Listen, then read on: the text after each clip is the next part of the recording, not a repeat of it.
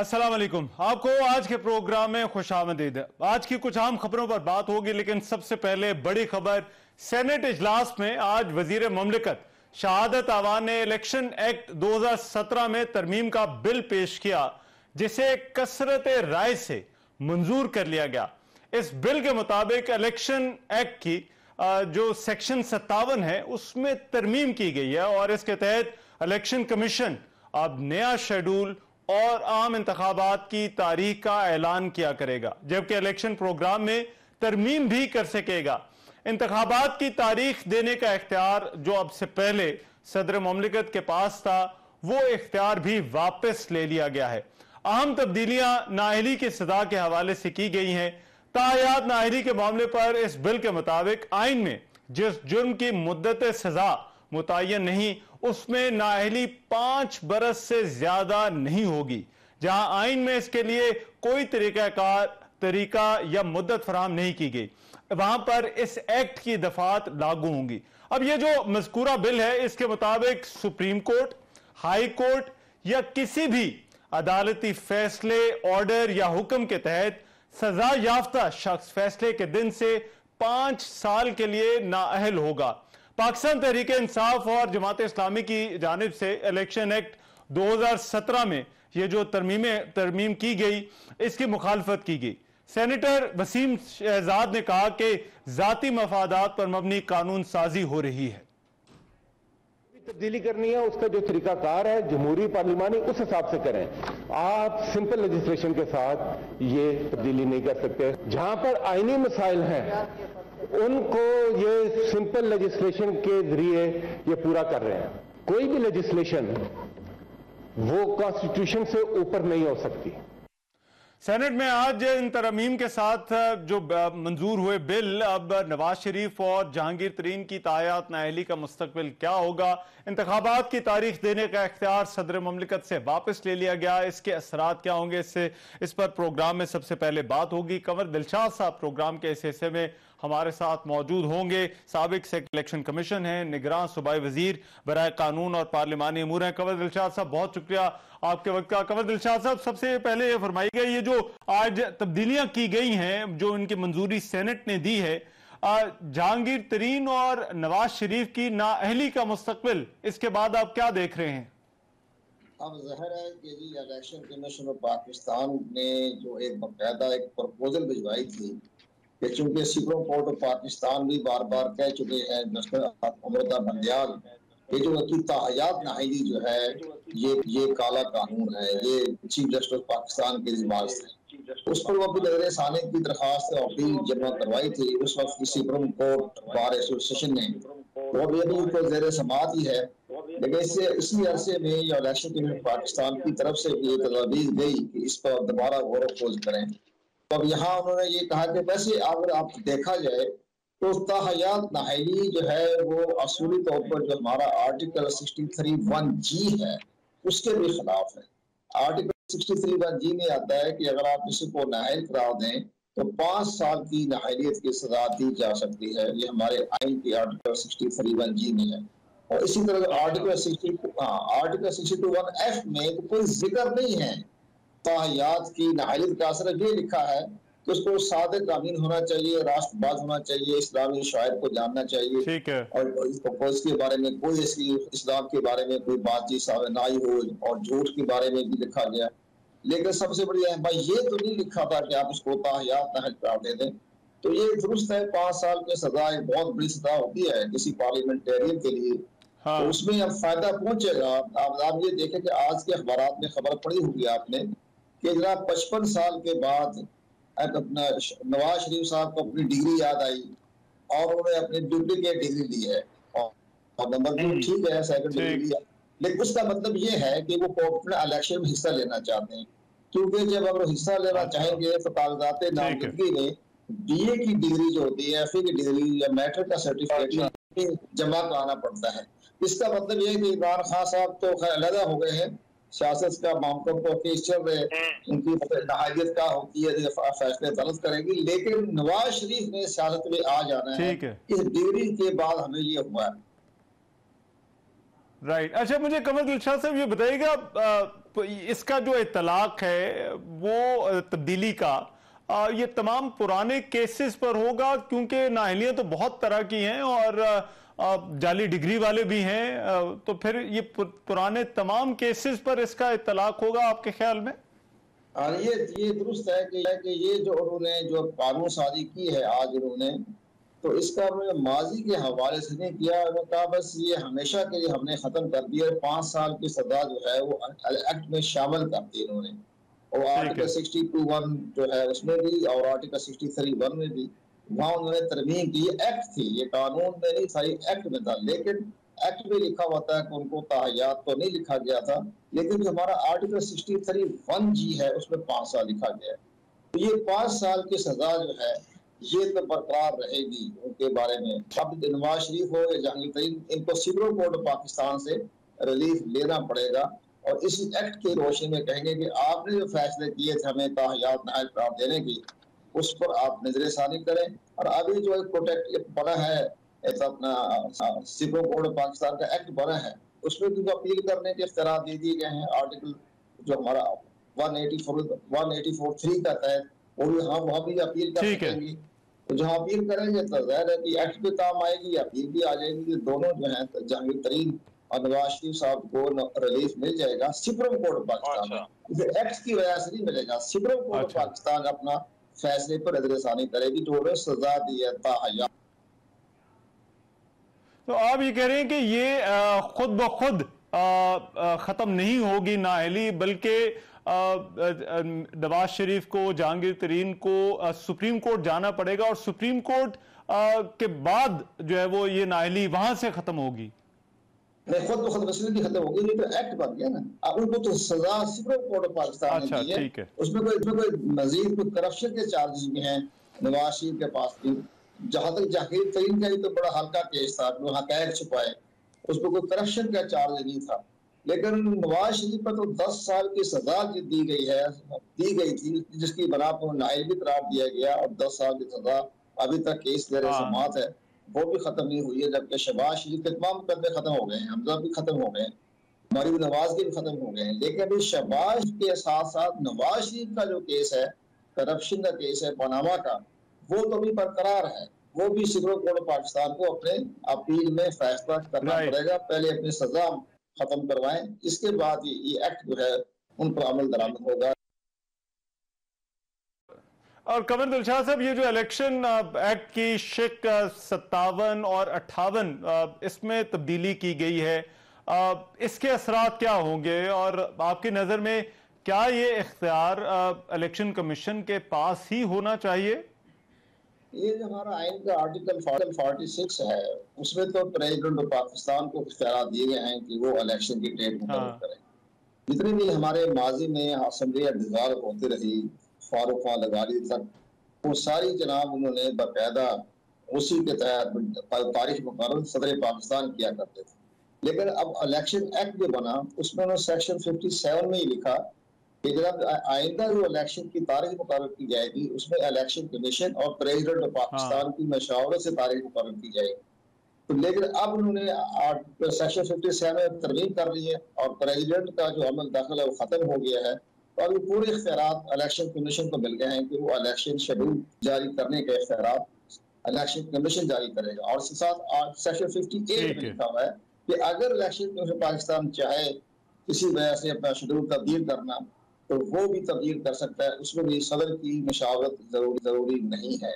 तो ये सारी बातें जो है बड़ा इलेक्शन कमीशन पाकिस्तान इंपावरमेंट हो गई है, तो इख्तियारात मिल गए हैं कि वो इलेक्शन शेड्यूल दे भी सकते हैं, तब्दील भी कर सकते हैं। आपको याद होगा कि जब उन्होंने इलेक्शन कमीशन पाकिस्तान ने 22 मार्च को जब ये कहा कि हम अपना शेड्यूल तब्दील करके 8 अक्टूबर को इलेक्शन करवाना चाहते हैं, वो 8 अक्टूबर का शेड्यूल जारी किया था उन्होंने 30 अप्रैल की बजाय। इस पर सुप्रीम कोर्ट ऑफ पाकिस्तान ने 4 अप्रैल को इलेक्शन कमीशन के 22 मार्च के हुक्मनामे को कानून करार दे दिया था। अब ये एक्ट बन गया है, कानून बन गया है, तो अब इलेक्शन कमीशन पाकिस्तान के पास इख्तियार आ गए हैं कि वो खुद तारीख मुकर्रर करेगा। अगर कोई नागुज़ीर हालात पैदा हो जाए तो शेड्यूल में रद्दोबदल कर सकता है। लेकिन अब कमर दिलशाद साहब, इलेक्शन कमीशन के पास क्या क्राइटेरिया होगा? इंतखाबात के इनेकाद का या इल्तवा का क्या जो कवानीन है वो इस हवाले से वहां पर कोई वजाहत है, वाज़ेह हैं कवानीन? इसमें सबसे बड़ी अहम बात यह कि आपने भी अपने प्रोग्राम देखे, हम भी आपके प्रोग्राम में आते रहे। ये जो इलेक्शन को तो शेड्यूल में रद्द-बदल जो है, ये इलेक्शन कमीशन पाकिस्तान के पास पहले भी मौजूद था। जो हमारा अवामी नुमाइंदगी एक्ट 76 है, जो उसको मर्ज कर दिया इलेक्शन एक्ट में, उसका सेक्शन 108 था। उसमें लिखा हुआ था कि इलेक्शन कमीशन पाकिस्तान जब चाहे तब तब्दील कर सकता है। मैं तारीखी बात ये बताऊं कि जब बेनजीर भुट्टो साहिबा का साइन हुआ तो इलेक्शन कमीशन का जो पहला शेड्यूल था उसमें 8 जनवरी इंतखाबात करवाने थे, तो फिर इलेक्शन पाकिस्तान मेरे दस्तखतों से, मैं फेडरल सेक्रेटरी था, मेरे दस्तखतों से हमने उसको 18 फरवरी किया था, उसी सेक्शन 108 के तहत। ये तो इख्तियारात इलेक्शन के पास थे, लेकिन सुप्रीम कोर्ट ऑफ पाकिस्तान ने अपने फैसले पर आइन को मद्देनजर नहीं रखा और उन्होंने इलेक्शन कमीशन के फैसले को कलदम करार दे दिया। यहाँ सुप्रीम कोर्ट ऑफ पाकिस्तान ने अपने इख्तियारात का जो है वो उन्होंने ज्यादा इस्तेमाल किया, जिस पर इलेक्शन कमीशन पाकिस्तान ने नजर सानी की दरखास्त में बाकायदा प्रोटेस्ट किया कि आपने हमारे मामला में मुदाखलत की है, ये हमारे इख्तियारात से। लेकिन बहरहाल 58 में तो पहले भी तब्दीली करने के इख्तियारात थे। उसमें एक नई शर्त ये लगा दी गई थी कि सदर पाकिस्तान को सिर्फ इत्तला देनी है, उनकी मंजूरी नहीं थी, सिर्फ इत्तला देनी कि हमने शेड्यूल तब्दील कर दिया। अब 57 में जब सदर पाकिस्तान के इख्तियारात खत्म कर दिए गए तो अब इत्तला देने वाली शर्त भी खत्म कर दी गई है। तो ये बड़ा अहम फैसला आएगा जब हमारे आइंदा इंतखाबात होंगे कौमी असम्बली की तहरील के बाद, तो फिर मुमकिन है कि ये दोनों शिके जो हैं ये किसी मौके पर कारआमद साबित हो जाए। ठीक है। और कमर दिलशाद साहब, आखिर में बताइएगा, ये जो दलील दी जा रही है कि ये शेड्यूल के हवाले से जो इख्तियार है और फिर नाअहली वाला मामला, एक्ट में तब्दीलियां इसके लिए काफी नहीं है बल्कि इसके लिए आईनी तरमीम करनी होगी, तो आपको क्या लगता है कि एक्ट में तब्दीली से काम चल जाएगा, ये दोनों काम हो जाएंगे? नहीं, ये तो एक्ट इसमें काम हो जाएगा, इसमें आइन की तरमीम करने की जरूरत पेश नहीं आएगी। ये एक्ट है, ये इलेक्शन एक्ट 2017 का सेक्शन 58 और 57 एक्ट का हिस्सा है। एक्ट में तो जब चाहे सिंपल मेजॉरिटी में ये तब्दील कर सकते हैं, इसमें आइन में तब्दीली नहीं है, आइन के साथ इसका कोई ताल्लुक नहीं है। ये एक्ट का हिस्सा था जो उन्होंने आज असेंबली ने इसको पास, सेनेट में भी पास हो गया और कौमी असेंबली भी कर दिया। ये अब पार्लियामेंट के इख्तियार में था, इसमें कानून साजी जो है हो गई है एक्ट में। आइन में तब्दीली करने की इसमें कोई गुंजाइश नहीं थी, ना इसमें आइन का पड़े। ठीक, कमर दिलशाद साहब बहुत शुक्रिया आपके वक्त का। साबिक सेक्रेटरी इलेक्शन कमीशन, निगरान सूबाई वजीर बराए कानून और पार्लिमानी अमूर बात कर रहे थे। बड़ी तब्दीलियां हुई हैं इंतखाबी कवानीन में, नाअहली के हवाले से। कुछ मजीद खबरों पर भी बात होगी लेकिन इस ब्रेक के बाद।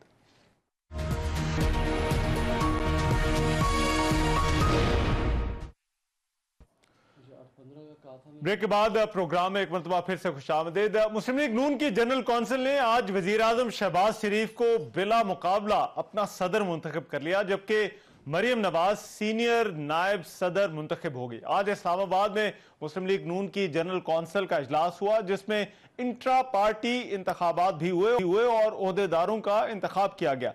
ये तमाम ओहदेदार बिला मुकाबला मुंतखब हुए। Ahsan Iqbal general secretary, Maryam Aurangzeb secretary इत्तलात, Atta Tarar deputy secretary, Ishaq Dar finance secretary और ओवरसीज के सदर मुंतखब हुए।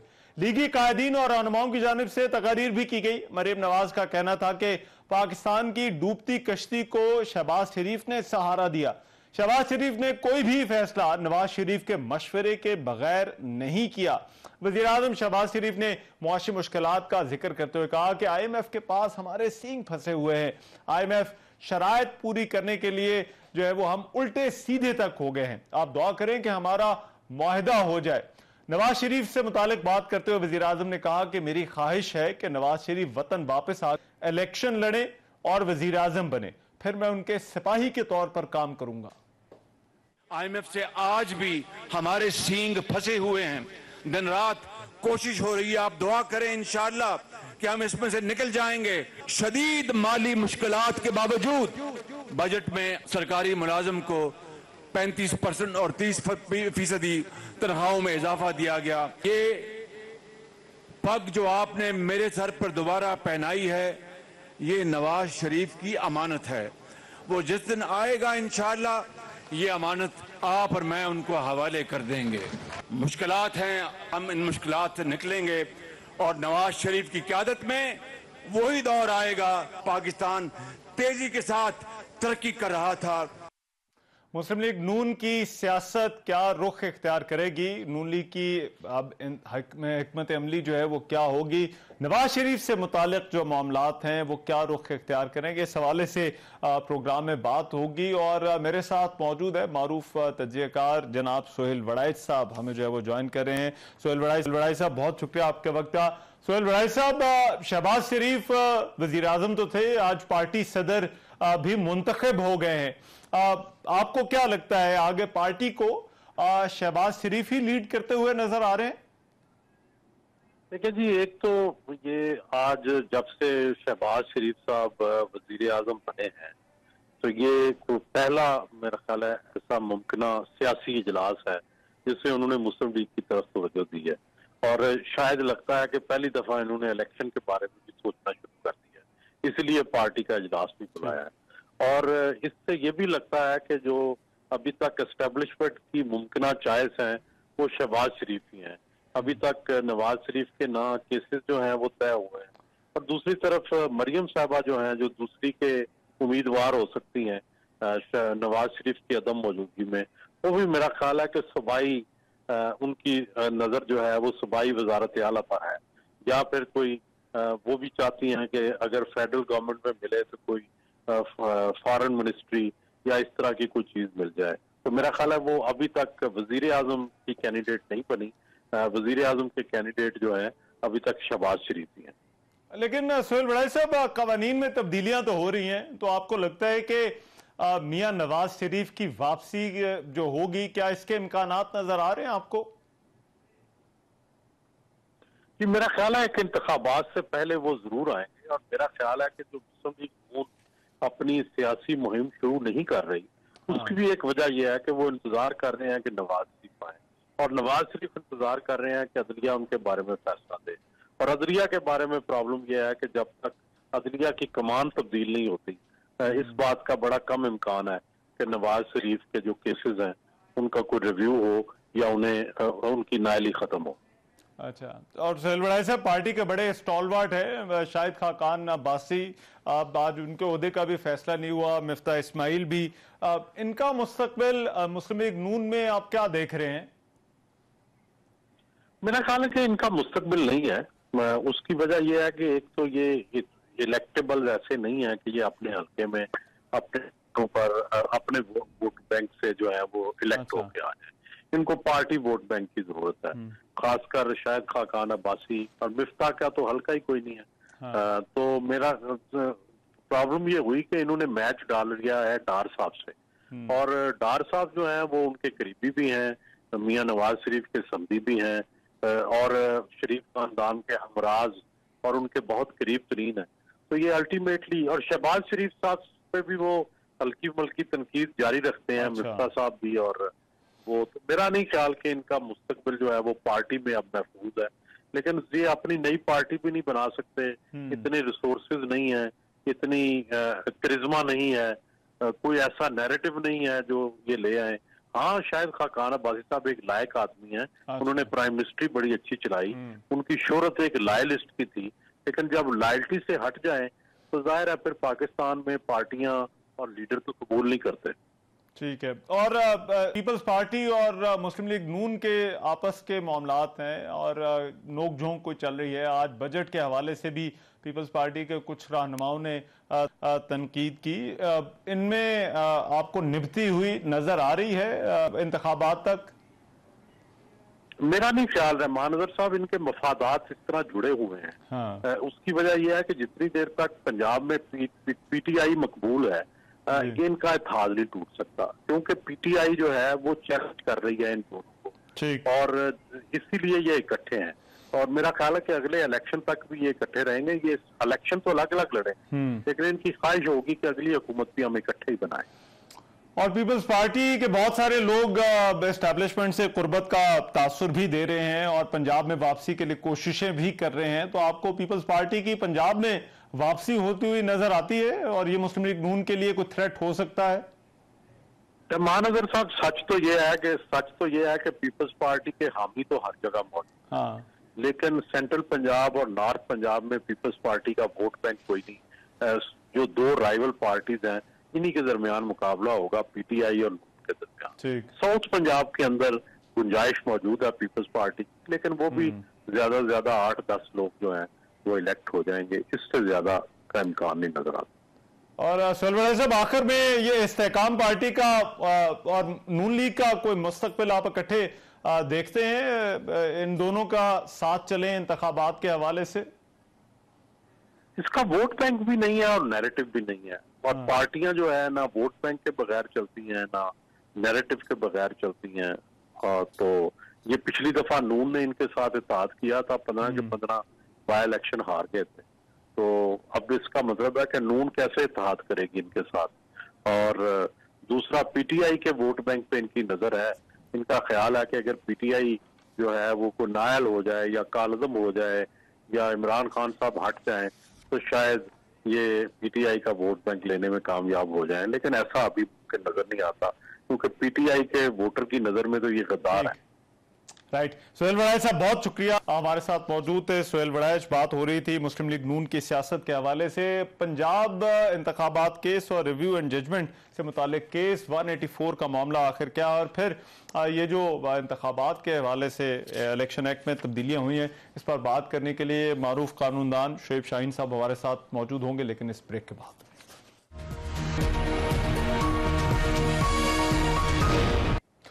सुप्रीम कोर्ट में पंजाब इंतखाबात और रिव्यू एंड जजमेंट से मुतालिक केस की समाअत के मौके पर chief justice of Pakistan Umar Ata Bandial ने कहा कि नजरसानी में केस दोबारा सुना जाए, ये बुनियादी असूल के मुनाफी है।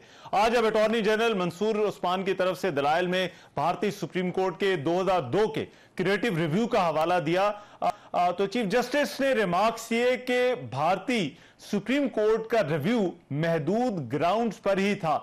भारतीय सुप्रीम कोर्ट के रूल्स को भी देखना होगा कि उन्होंने ये कैसे किया। अटॉर्नी जनरल ने अपने दलाल देते हुए मजीद कहा कि इंतखाबी मामले समेत ऐसे फैसले भी हैं जो हाई कोर्ट से सुप्रीम कोर्ट नहीं आते, लेकिन अदालत उन्हें अपील के तौर पर सुनती है। चीफ जस्टिस ने कहा कि सवाल यह है कि क्या नजरसानी को अपील का दर्जा दिया जा सकता है या नहीं, नजरसानी के इख्तियार की कहां तक तौसी की जा सकती है। इस मौके पर जस्टिस मुनीब अख्तर ने भी अटॉर्नी जनरल को मुखातिब करते हुए कहा कि एक कानून में आप कह रहे हैं कि अपील का हक दिया जाए, दूसरे कानून में चाहते हैं कि नजरसानी अपील की तर्ज पर है, तो ये तो तजाद है। अदालत ने केस की समाअत सोमवार तक मुलतवी कर दी है। एक तो ये इशू है, और फिर जो इलेक्शन एक्ट के अंदर तरमीम है उस हवाले से भी बात करने के लिए स्टूडियोज में मुझे ज्वाइन कर रहे हैं शोएब शाहीन साहब, साबिक इस्लामाबाद हाई कोर्ट बार मेरे साथ मौजूद हैं। शोएब शाहीन साहब, बहुत शुक्रिया आपके वक्त का। सबसे पहले तो ये बताइएगा कि आपको वाकई हुकूमत के मौकफ में कंफ्यूजन नजर आती है कि नजरसानी और अपील ये दो मुख्तलिफ चीजें हैं, जिस तरह से आज अदालत में सवालात उठाए गए? देखिए, इसमें तो कोई शक नहीं है।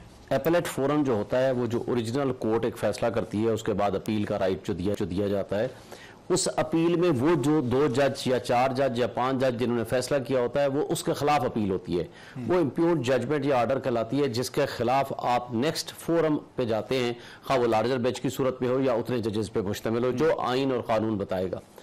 तो वो तो हो गया अपील। अब जो रिव्यू होता है वो सेम जो बेंच होता है, सेम जज जो होता है कि वो वही फैसला सुनता है। अब ये इनके अंदर इस पर कोई शक नहीं है कि ये मुतजाद किस्म की कानून साजी कर दी। पहली जो कानून साजी की उसमें कहा कि एपेलेट फोरम दे दिया गया है against the judgement passed under article 184(3). जो भी 184(3) की प्रोसीडिंग्स होंगी उसके खिलाफ अपील होगी, और एपेलेट फोरम जो होगा वो larger than that the original जज होगा। और उसके अंदर ज़ाहिर पिछले जज शामिल नहीं होंगे क्योंकि वो तो एपेलेट फोरम सेम बेंच तो नहीं सुन सकता। फिर एक और बड़ी अजीब किस्म की, बल्कि इसको मुज़ायका खेज भी अगर आप कहें, जो अब review of judgement and order जो कानून पास किया है उसके अंदर कहा कि ये दूसरे वाला जो बाद में आया, हाँ। उसको कहा कि रिव्यू होगा। रिव्यू एक तो लार्जर बेंच सुनेगा, इसका मतलब है वो जज भी शामिल होंगे। मसलन 3 जज ने फैसला दिया है तो फिर 5 जज सुनेंगे। ठीक है। रिव्यू होगा, लेकिन उसको सुना इस तरह जाएगा कि जैसे ये अपील सुन रहे हैं। देखें, अपील का टोटल रिव्यू और अपील के ग्राउंड्स मुख्तलिफ होते हैं। दोनों कवानीन में कोई बहुत ज्यादा फर्क नहीं था, मगर इसको नाम डिफरेंट नाम डिफरेंट दे दिया गया, डिफरेंट किस्म का, सिर्फ असल में कैमोफ्लाज कर दिया गया, चूंकि पहले कानून को उन्होंने सस्पेंड कर दिया था उसकी एप्लीकेबिलिटी कोर्ट ने। दूसरा कानून देने के बाद उन्होंने ये समझा कि शायद इसके जरिए पिछला अगर सेटिसाइड भी हो जाता है तो इसके जरिए हमें ये एक फायदा हो जाएगा कि हम जो स्पेशली 2 केसेस हैं नवाज शरीफ साहब और जहांगीर तरीन के, हम उसको 60 डेज के अंदर टाइम दे सकेंगे कि वो इसकी अपनी नाअहली को चैलेंज कर सकें for the purpose of granting them benefit, कि वो आके कह सकें कि जनाब हमें नाअहली जो है वो खत्म कर दी जाए। अब अभी ये केसेस पेंडिंग थे, अब एक तीसरा कानून भी वो ले आए हैं जो अभी कानून की शक्ल होने जा रहा है। मैं वही आपसे पूछना चाह रहा था कि अब पहले वाले कानून के हवाले से तो अदालत ने उस पर अमल दरामद रोक रखा है, लेकिन दूसरा कानून आ गया और फिर उसके बाद अब ये तब्दीलियां हो गई, तो जहांगीर तरीन और नवाज शरीफ और जो बाकी 184 के हवाले से केसेस हैं, खास तौर पर अगर इन 2 केसेस का हम देखें तो यहां पर अब उनके पास ऑप्शंस आपको लगता है मौजूद हैं अपनी नाअहली खत्म करवाने के?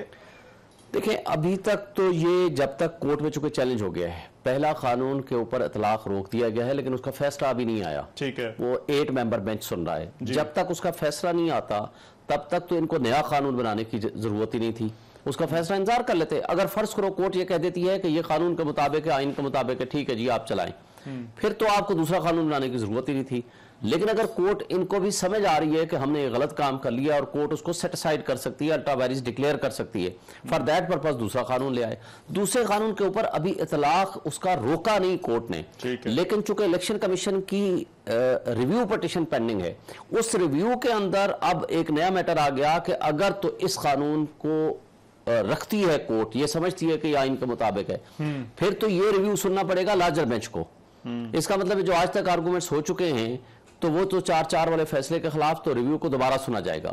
अगर कोर्ट ये कहती है ना ये भी अनकॉन्स्टिट्यूशनल है, इसको सेटिसाइड कर देती है, तो इन दैट इवेंचुअलिटी फिर पुराना जो रिव्यू होगा वही सुना जाएगा। इस वक्त तक तो नए जो कानून है उसके जरिए सिर्फ पिटीशन फाइल हो सकती है क्योंकि उसके ऊपर स्टे नहीं है। और उसके लिए आप एग्री करते हैं क्योंकि ये कहा जा रहा है कि अगर नाअहली 5 साल भी कर दी है तो वो सुप्रीम कोर्ट जाए बगैर वो नाअहली खत्म नहीं होगी, ऑटोमेटिकली खत्म नहीं होगी जो नाअहली होगी जहांगीर तरीन की या नवाज शरीफ के केस में। देखें, उसके अंदर भी बड़ा कॉम्प्लिकेटेड क्वेश्चन है, इसी तरह जिस तरह इन कवानीन में कॉम्प्लिकेशन है जी। आप आइन के मुताबिक आइन की तशरीह की है सुप्रीम कोर्ट ने कि 62(1)(f) के तहत किए जाने वाली जो नाअहली है वो ताहयात है। ठीक। अब जब तक सुप्रीम कोर्ट अपनी इस इंटरप्रिटेशन को चेंज नहीं करती और या आप आइन को तब्दील नहीं करते जिसके अंदर टाइम बाउंड दे दें 5 साल का, तो एक सिंपल कानून साजी के जरिए, सादा कानून साजी के जरिए आइन में कानून में तरमीम करके आप कैसे उस सुप्रीम कोर्ट की जजमेंट को नलिफाई कर सकते हैं या आइन की उस प्रोविजन को कैसे चेंज कर सकते हैं। देखिए ना, यहां बड़ा डेलिकेट किस्म का क्वेश्चन है। डेलिकेट है, उनका ये कहना है कि ये जो एक्ट के तहत जो तब्दीलियां हैं रिक्वायर्ड यही है, नाअहली 62 और 63 में जो अहलियत डिफाइन की गई है, लेकिन जो एक्ट है वो मुद्दत का तयन सिर्फ जो है वो एक्ट के जरिए जो है वो किया जा रहा है। मुद्दत का तयन तो तब करें कि जब किसी प्रोविजन ऑफ लॉ के मुताबिक पहले 5 साल हो या 10 साल हो या ताहयात हो, आपने चेंज कर दिया हो। इस पर जो है वो अदालती फैसले के जरिए कहा गया था कि जहां पर कोई वाज़ेह तौर पर कोई मौजूद नहीं है तो वहां पर इसको फॉर लाइफ जो है वो क्यों तस्वर होगा, इसलिए तस्वर होगा कि उसको आइन की तशरीह करते हुए सुप्रीम कोर्ट ने ये कहा था। ठीक, लेकिन अब आइन में ये इसमें आएगा कोर्ट में दोबारा। मेरी एक जो राय है वो ये है कि जब तक इसमें आर्टिकल 62(1)(f) में अमेंडमेंट नहीं होगी, तब तक ये जो या सुप्रीम कोर्ट अपने उस इंटरप्रिटेशन को रिव्यू ना कर ले। तो आपको लगता है कि एक्ट में अगर तयन कर दिया जाता है सिर्फ मुद्दत का तो उससे काम जो है वो नहीं चलेगा। इसलिए नहीं चलेगा क्योंकि आइन की तशरीह की है सुप्रीम कोर्ट ने, किसी एक्ट ऑफ द पार्लियामेंट की तशरीह नहीं की। राइट, एक्ट ऑफ पार्लियामेंट जो आइन है उसको सुपरसीड नहीं कर देगा, ना ही सुप्रीम कोर्ट की जजमेंट को चेंज कर देगा। शिवशेन साहब, एक और चीज नुक्ते की वजाहत कीजिएगा। अब क्या, क्योंकि आज अदालत में दौरान समाअत भी इस पर बात हुई और भारतीय सुप्रीम कोर्ट का भी हवाला दिया गया, क्या बहुत गैर मामूली होगा अगर 184 के जो है वो इसमें रिव्यू या नजरसानी का जो है वो इख्तियार जो है वो दे दिया जाता है या इसका हक दे दिया जाता है? देखिए नजरसानी का हक तो ऑलरेडी, देखिए नजरसानी का हक तो ऑलरेडी आर्टिकल 188 में मौजूद है, आपको वो तो मौजूद है, आइन में मौजूद है, लेकिन इसके अंदर तब्दीली करके ये कह दिया गया कि ये 188 की जो पावर्स हैं, ये जो रिव्यू की पावर्स हैं, वो अपील की पावर्स के मुताबिक तस्वर होंगी। वो आइन में तरमीम की पहली बात तो यह है कि रिव्यू की एक स्कोप बहुत लिमिटेड है, आप उसको ये तो नहीं कह सकते कि आप उसको कितना एक्सटेंड करेंगे, इसलिए मेरा नहीं ख्याल। हाँ, सिर्फ एक चीज ये कर सकते थे अगर ये चाहते कि रिव्यू में जज जो साहबान हैं वो फैसला करते हुए आर्टिकल 187 का भी इतलाक कर सकते हैं, ये अगर इसके अंदर आ जाता तो फिर हो सकता था। अच्छा, उसकी थोड़ी वजाहत 187 का इतलाक 187 ये कहता है कि सुप्रीम कोर्ट को एक्स्ट्रा ऑर्डिनरी पावर है to do a complete justice, यानी मुकम्मल इंसाफ देने के लिए किसी किस्म का भी आर्डर वो पास कर सकते हैं जिसके जरिए लोगों को इंसाफ मुहैया हो सके। वो 188 में भी वो पावर एक्सरसाइज कर सकते हैं। अगर सिर्फ इस हद तक अगर कानून में तरमीम हो जाती तो प्रोबेबली ये एक बेहतर फैसला होता इसका कानून साजी का। लेकिन पहली गलती इसके अंदर यह है कि नाम दे रहे हो रिव्यू, उसके अंदर बॉडी में लिख दिया कि वो अपील तस्वर होगी, अपील की तरह ही सुना जाएगा। दूसरा, आपने उसको लार्जर बेंच बना दिया।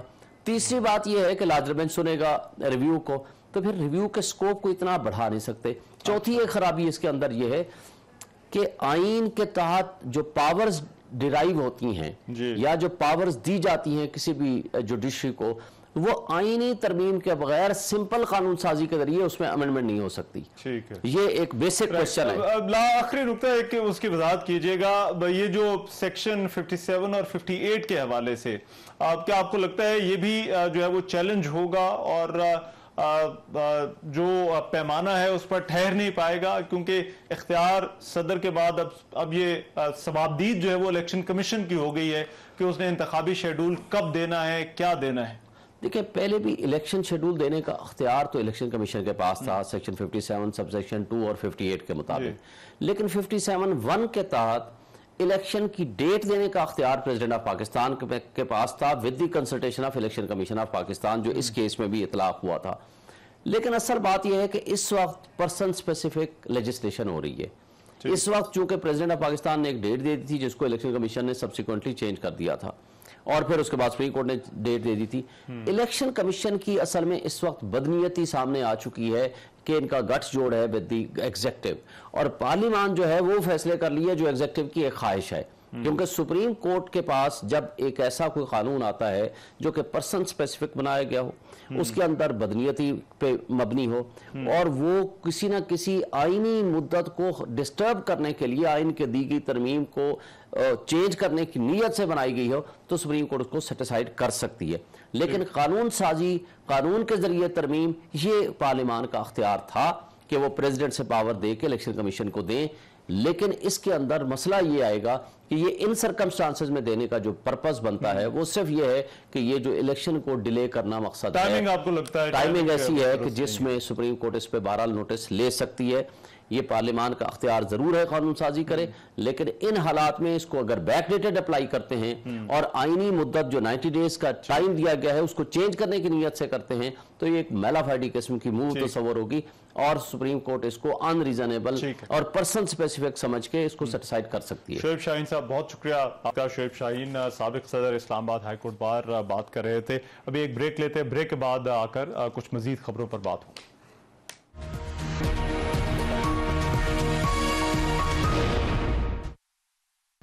Welcome back after the break. Budget पर बहुत बात हो रही है। एक तो पाकिस्तान के जो IMF के साथ मामलात हैं वो तय होंगे या नहीं, और फिर डार साहब ने जो स्टैंडिंग कमेटियों में ब्रीफिंग दी है वो कल भी कमेटी में गए और वहां पर बात हुई कौमी असम्बली की।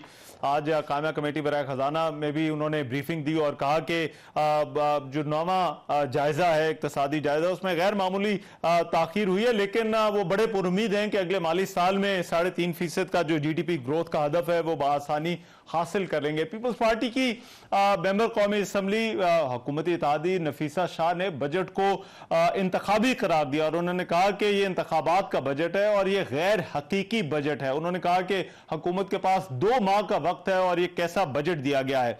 हुकूमत का यह दावा है कि बजट के हवाले से प्रोपेगेंडा हो रहा है, बजट पर तबसरे जिस तरह के किए जा रहे हैं वो हकीकत से मुनाफी हैं। पाकिस्तान ने IMF की तमाम शराइत भी पूरी कर दी और बड़ी पुरुमीद है हुकूमत के मामलात हल हो जाएंगे। इस वक्त सूरत हाल क्या है, बजट के ऊपर जो सियासी है इसको किस तरह से देखा जाना चाहिए? डॉक्टर खाकान नजीब साहब, माहिर मुआशी अमूर, वो मेरे साथ प्रोग्राम के इस हिस्से में मौजूद हैं। डॉक्टर खाकान नजीब साहब बहुत शुक्रिया आपके वक्त का।